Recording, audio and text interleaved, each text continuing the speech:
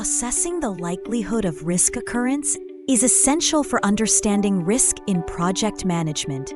Qualitative assessment uses subjective judgment to evaluate risk likelihood, categorized as low, medium, or high.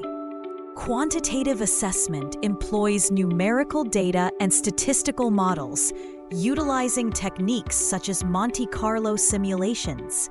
Analyzing historical data from similar projects helps in estimating future risk occurrences by reviewing past frequencies.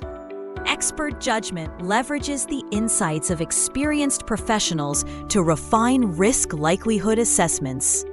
The risk probability and impact matrix visualizes risks by combining their likelihood and potential impact for prioritization.